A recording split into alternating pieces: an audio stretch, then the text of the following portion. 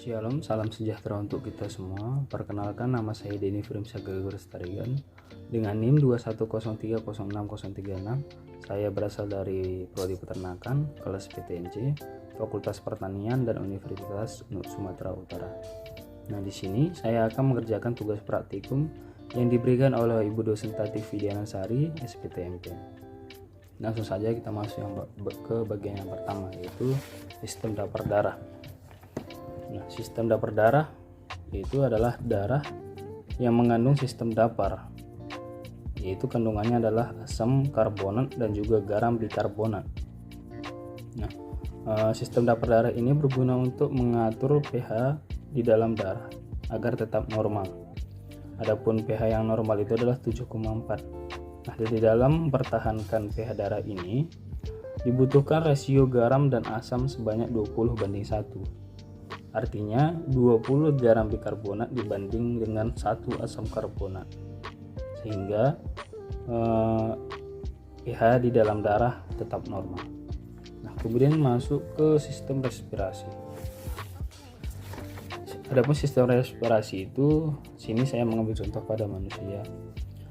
O2 nantinya akan masuk dari hidung ataupun mulut, kemudian masuk ke faring, kemudian ke bagian epiglotis, merupakan bagian pemisah antara saluran pencernaan dan juga pernafasan. Kemudian masuk ke laring, masuk ke trakea. Trakea ini merupakan bagian percabangan antara paru-paru kiri dan yang kanan.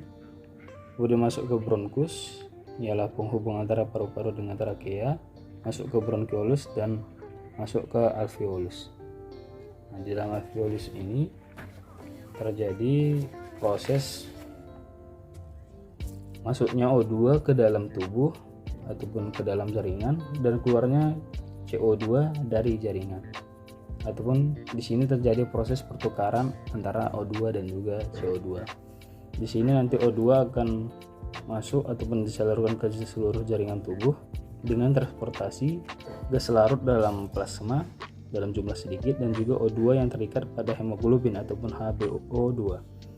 Nah, kemudian setelah dikirim ke seluruh jaringan, dimanfaatkan oleh tubuh, nantinya O2 yang dikirim tadi akan berubah menjadi CO2.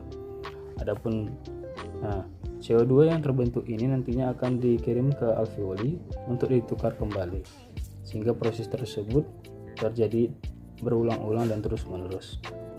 Nah, di dalam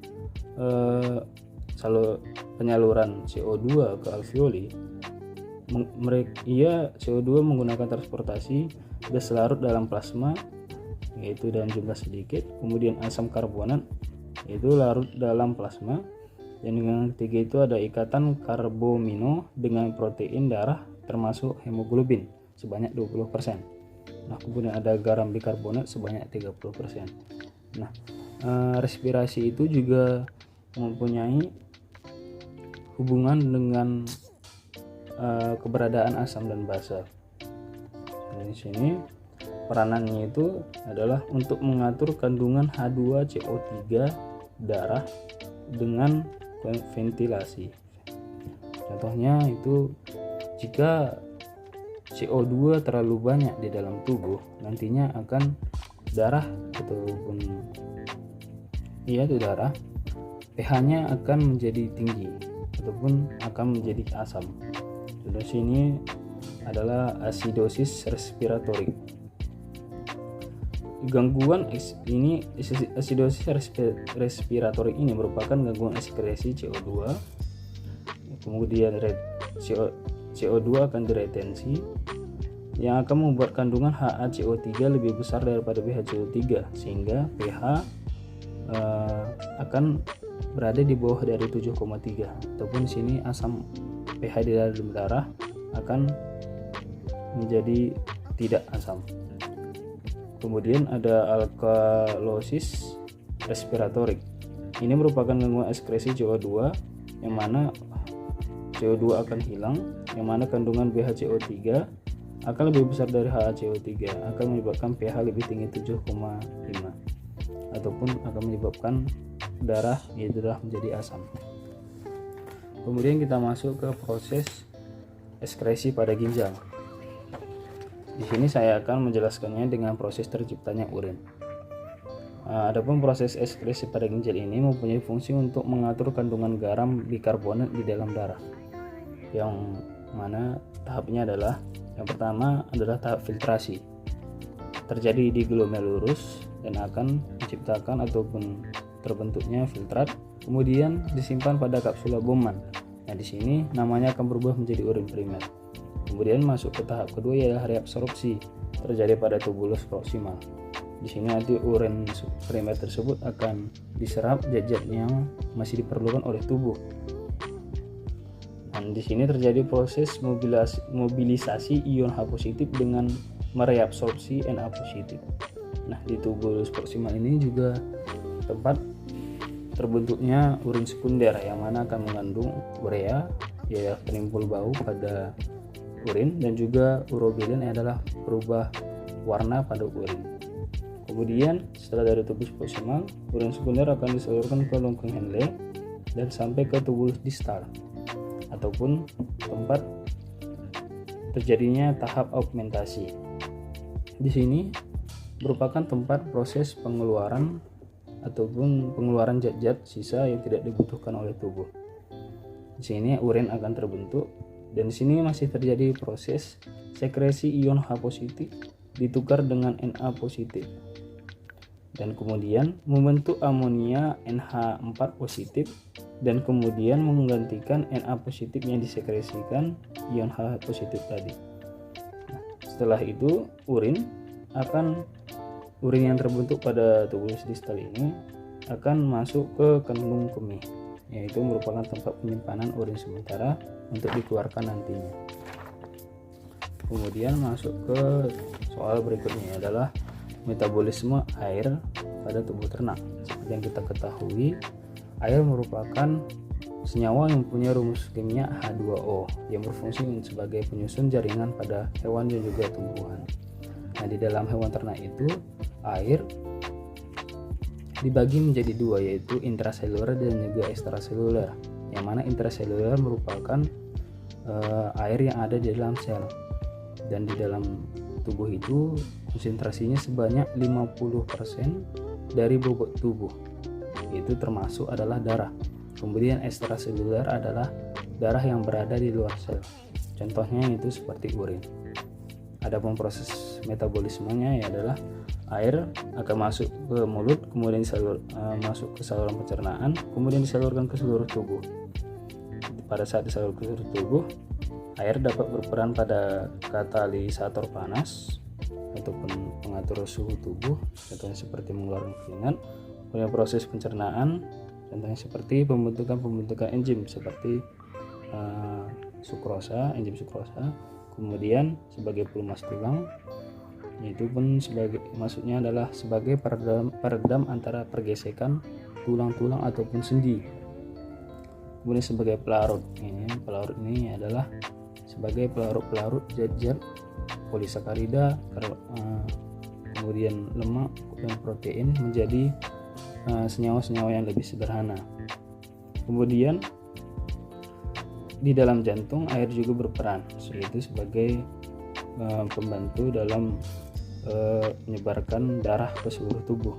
Di dalam paru-paru juga begitu, berperan dalam proses pertukaran O2 dan menjadi pertukaran antara O2 dan juga CO2. Kemudian masuk ke dalam organ hati. Di sini air membantu memetabolismekan lemak, protein dan juga zat-zat yang sudah menjadi ataupun masih menjadi polisakarida. Kemudian masuk ke ginjal ternak. Ini merupakan tempat terbentuknya urin, yang mana di sini air akan diserap zat-zat yang masih bergunanya dan jika sudah tidak berguna akan dikeluarkan dalam bentuk urin. Kemudian masuk ke sumber air pada ternak. Yang pertama adalah air minum. Air minum ini dapat berupa air yang kita berikan secara langsung kepada ternak ataupun ternak memperolehnya secara langsung dari alam. Kemudian ada air pada makanan.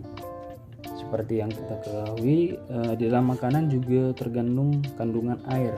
Contohnya seperti pada pakan hijau-hijauan dan juga konsentrat. Oleh sebab itu, kita harus memperhatikan makanan yang dimakan oleh hewan ternak agar proses pertumbuhan dan perkembangannya tidak terganggu. Kemudian adalah air metabolik, yaitu merupakan air yang diproduksi oleh tubuh sendiri. Air ini merupakan hasil oksidasi makanan ataupun sintesis dari senyawa kompleks yang ada di dalam tubuh. Kemudian kita masuk ke soal berikutnya adalah cara menghitung air metabolik. Sini ada contoh soal. Bila suatu ransum mengandung 10% protein, 20% lemak, dan 55% KH, jumlah air metabolik yang dihasilkan untuk setiap 100 kilokalori energi metabolik adalah, kemudian sini ada tabelnya, zat-zat makanan karbohidrat mempunyai air metabolik hasil oksidasi sebanyak 60 gram, rata-rata kilokalori sebanyak 400 kilokalori, kemudian air metabolik per 100 kilokalori energi metabolik sebanyak 15. Kemudian zat makanan protein mempunyai air metabolik hasil oksidasi sebanyak 42 gram, kemudian rata-rata kalorinya sebanyak 400 kilokalori, dan air metabolik per 100 kilokalori energi metabolisnya itu sebanyak 10,5. Kemudian zat makanan lemak mempunyai hasil air metabolisme hasil oksidasi sebanyak 100 gram, rata-rata kalori sebanyak 900 kilokalori, dan air metabolik per 100 kilokalori energi metabolis sebanyak 11,1. Jadi kemudian air metabolik dari 100 gram ransum adalah 10 gram air, maksud saya 10 gram protein dikali dengan 4 sama dengan 40 kilokalori. Kemudian 20 gram lemak dikali 9 sama dengan 180 kalori. Kemudian 55 gram KH dikali 4, yaitu sama dengan 220 kilokalori, dan juga jika dijumlahkan akan menjadi 440 kilokalori. Kemudian di sini 40 kilokalori menghasilkan 40 dikali 10, maksud saya 0,15 kilokalori, dan akan menghasilkan 4,2 gram air metabolik. Kemudian 180 kilokalori menghasilkan 180 dikali 0,111 kilokalori hingga menghasilkan 19,98 gram air metabolik. Kemudian 220 kilokalori menghasilkan 220 dikali 0,150 kilokalori sehingga menghasilkan 33 gram air metabolik, dan jika ditotalkan dari yang tadi adalah menjadi 57 gram air metabolik. Kemudian jadi bila energi ransum bila energi ransum 1 kilokalori, maka air metabolik yang dihasilkannya adalah 57 gram. Energi dalam ransum 100 kilokalori energi metabolik, maka air metabolik yang dihasilkannya adalah 40 dikali 10,5, yaitu 420. 180 dikali 11,1 ialah 1998. Kemudian 220 dikali 15 adalah 3300, yang jika ditotalkan adalah 5718 gram air metabolik. Kemudian kita akan membagi 5718 dengan 440 dan akan menghasilkan 12,9.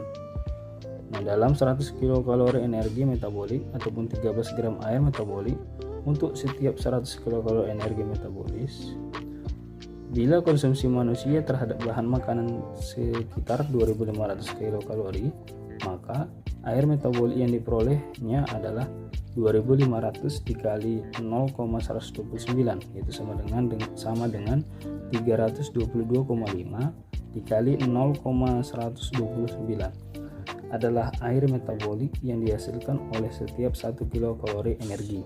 Sedangkan sumber air dapat berasal dari air metabolik sama dengan 322,5. Kemudian air pada makanan sebanyak 750. Kemudian air minumnya adalah 1677,5, sehingga jika ditotalkan adalah 2750. Nah, sedangkan kebutuhan air rata-rata itu sebanyak 2,8 liter, sehingga 1677,5 gram harus dipenuhi dari air minum. Kemudian masuk ke bagian yang terakhir adalah faktor yang mempengaruhi ekskresi dan kebutuhan air pada ternak. Yang pertama adalah hilangnya air lewat kulit. Umumnya terjadi pada hewan mamalia. Nah, hilangnya air lewat kulit ini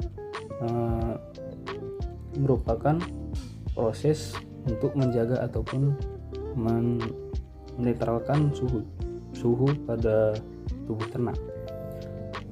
Ini hilangnya air lewat kulit ini mempunyai beberapa faktor. Adapun faktornya adalah aktivitas fisik yang dilakukan hewan ternak dan juga suhu lingkungan sekitar ternak. Kemudian hilangnya air melalui ginjal. Hilangnya air melalui ginjal ini ialah dalam bentuk urin. Faktornya pun sangat banyak, contohnya seperti meningkatnya protein dan juga mineral akan menyebabkan hilangnya air yang sangat banyak dalam bentuk urin. Namun meningkatnya mineral di dalam tubuh ini, banyaknya air akan direabsorpsi sehingga akan menimbulkan odema. Dan kemudian hasil dari metabolisme protein ialah urea, yang mana seperti kita ketahui urea merupakan senyawa yang beracun bagi tubuh, sehingga dalam proses pencernaan ataupun pengeluarannya dibutuhkan air. Kemudian hilangnya air melalui pernapasan. Nah, pada ternak unggas hilangnya air melalui pernapasan ini sebanyak 40%. Kemudian hilangnya air melalui saluran pencernaan. Di sini yang menghilangkan air yang terbanyak adalah pada proses pengeluaran feses pada hewan yang mengembangkan serat yang tinggi, sehingga dibutuhkan banyak air dalam proses pengeluaran fesesnya. Itu membuktikan bahwa komposisi ataupun bentuk dari pakaian yang dimakan hewan dapat mempengaruhi hilangnya air di dalam tubuh hewan. Nah, sekian dari saya. Apabila ada kata-kata yang salah dalam pengucapannya, mohon dimaafkan ataupun di dalam fungsinya. Dan semoga video ini bermanfaat bagi para pendengar dan yang lainnya. Terima kasih.